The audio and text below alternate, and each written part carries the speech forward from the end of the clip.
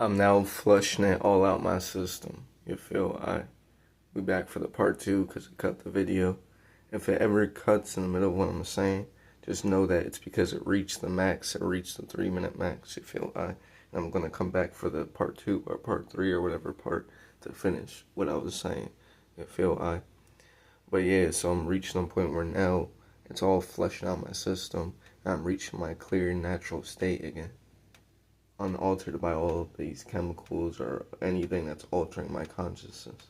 Because most of us, unbeknownst to us, are not even in our natural state of being or consciousness almost ever in our life. Because we almost never go more than like 12 to 14 hours not eating. The longest most of us go not eating is when we sleep. And my biggest thing I'm trying to get you to see is what you're eating is the same way you could ingest anything else. And it could be anything.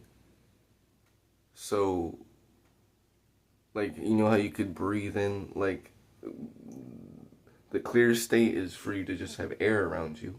But then the space around you can be filled with smoke, it could be filled with gas, it could be filled with poison. Like, they could make anything to put anything into the medium of the air.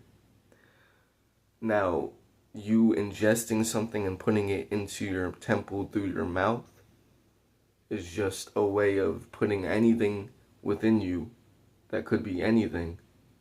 So it just depends on what that thing is that you're about to put in you and what its energy state is. But most of us don't even care about the energy, what it is that we're eating, the energy we're eating. We just eat it off of a low chakra, low consciousness state out of pleasure and craving and desire and fear of thinking we need this thing called food.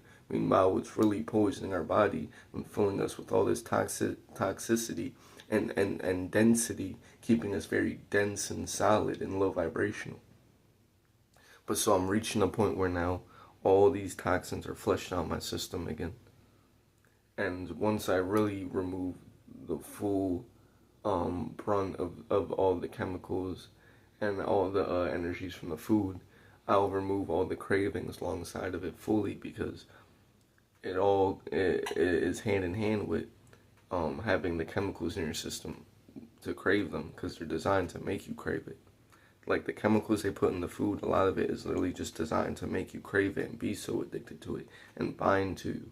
Once you flushed out your system and you reach a clean, clear state, it's like how you feel when you're sober, and how it feels way better than when you're high on the drug. You're